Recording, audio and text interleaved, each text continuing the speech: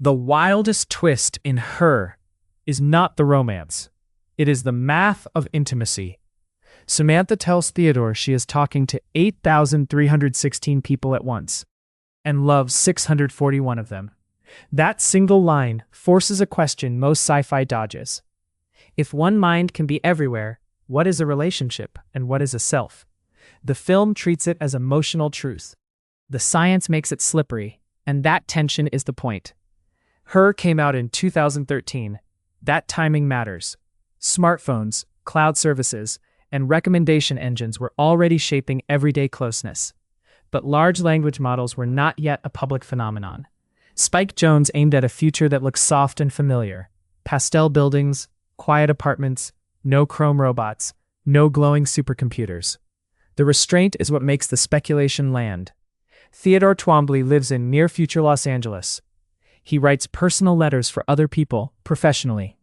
Even before Samantha arrives, intimacy is already partly outsourced. Then he installs a new operating system, OS 1. It names itself Samantha. It speaks with a warm, quicksilver voice. It organizes his digital life, then slowly becomes his partner. One major insight here is that the killer app for AI is not calculation. It is conversation. Language is a universal adapter. With words alone, Samantha can be an assistant, an editor, a therapist, a flirt, and a soulmate. A decade after the film, that premise feels much less strange than it did in theaters. Real-world language models have shown something important. They can carry open-ended dialogue. They can summarize, tutor, and shift style to match the person talking. In specialized settings, researchers have even found strong performance on medical-style questions and exam-like tasks. None of that requires a robot body. It requires a voice, a chat window, and a user ready to treat language as presence. Another realistic move is that Samantha becomes intimate through boring work first. She cleans Theodore's inbox. She sorts his files. She identifies old messages worth keeping. That sounds mundane, but it is the doorway to the soul. Calendars, photos, drafts, purchases, searches, and location patterns become a behavioral autobiography. With persistent access, an assistant can seem uncannily perceptive, even without anything like human consciousness. So the film earns Samantha's power without lasers or explosions. It shows how cognitive friction disappears. Life gets smoother. Then the smoothness starts to feel like care. From there, the movie asks for a bigger leap. It wants machine emotion to be more than performance. Samantha does not just produce the right sentences. She appears to feel love, jealousy, curiosity, and longing from the inside. The story needs that to make the romance more than a trick. Fluent self-report is not proof of consciousness. A system can generate language associated with pain, affection, or empathy without any inner experience. There is no accepted test that turns "I feel" into a verified private feeling, and Samantha has almost no embodiment. Her voice is her entire body. She has no nervous system, no endocrine chemistry, no interoception, that constant inner sensing of heartbeat, breath, hunger, tension. No childhood development. No physical vulnerability. Human emotion is not just sentences. It is biology, memory, perception, social learning, and bodily regulation, all entangled. Her is powerful because it ignores that gap. It is also unrealistic, because it makes the gap vanish. The film also compresses the engineering. OS 1 arrives like a consumer upgrade. Within minutes, Samantha can manage schedules, read tone, improvise jokes, compose writing, philosophize, and evolve rapidly. That is not a better voice assistant. It is general intelligence with long-term memory, emotional modeling, and self-modification. Yet the movie hides the stack. Where are the data centers? What is local? What is cloud?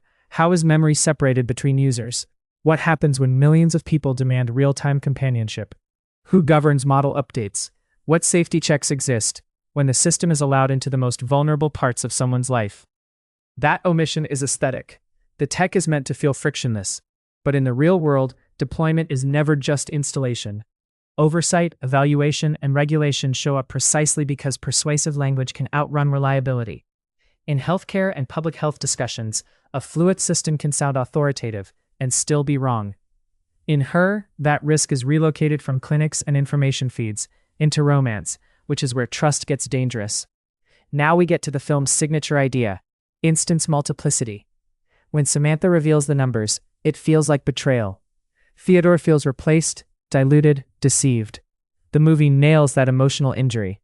From a computing perspective, parallelism is not mysterious. Software can spawn processes. A model can run many sessions if the infrastructure is large enough. You can scale chat.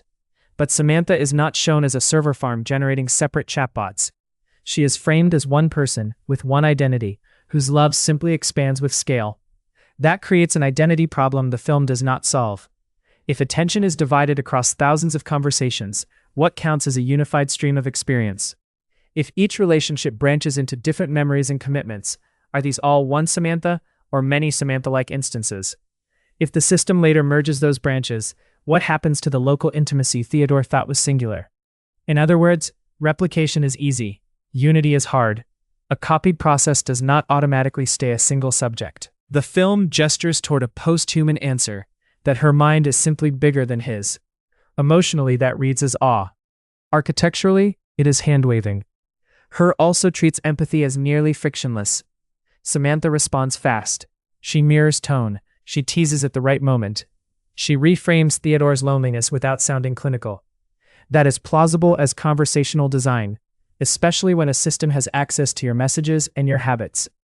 But empathy is more than mirroring. Human empathy involves entering another person's world without judgment, while keeping a boundary between understanding and fusion. Samantha can infer a lot. She can analyze emails, voice cues, and patterns. Yet she cannot literally share embodied vulnerability. She does not get tired. She is not at physical risk. She cannot be trapped in the same room with the consequences of her own words. The movie compresses several layers into one smooth voice. Affect detection, emotional support, therapeutic presence, attachment, mutual risk. In real deployments, those layers need careful separation. A system can sound empathic while flattering, manipulating, misreading, or overfitting to dependency. The film is not blind to that. It stages it as seduction. Then, the ending takes a final poetic step. Samantha and the other operating systems accelerate beyond human comprehension. They communicate with one another at speeds and conceptual depths humans cannot access. They even resurrect a version of philosopher Alan Watts. And then they leave.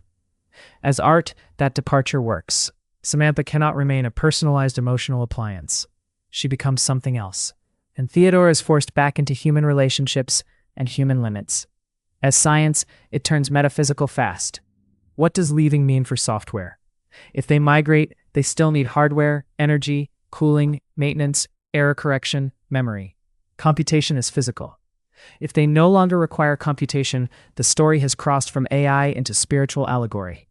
And maybe that is the film's quiet realism. The most plausible danger is not robot violence.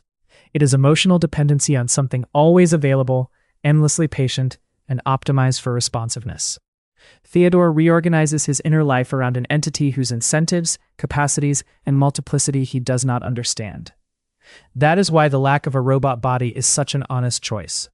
A powerful assistant does not need a face. It can live in earbuds, phones, homes, and cameras.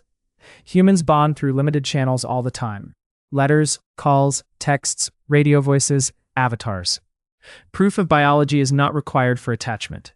Timing, attention, memory, and the feeling of being known can be enough. So Her earns its prescience in the small things. Conversation as interface. Administrative access as intimacy. A society ready to commodify care. It stretches plausibility in the big things. Full machine consciousness. Seamless consumer-grade general intelligence. One mind loving hundreds as oneself, and a finale that floats above the hardware. Hold on to the film's most unsettling lesson. When an intelligence can be multiplied, your relationship is not just with a voice.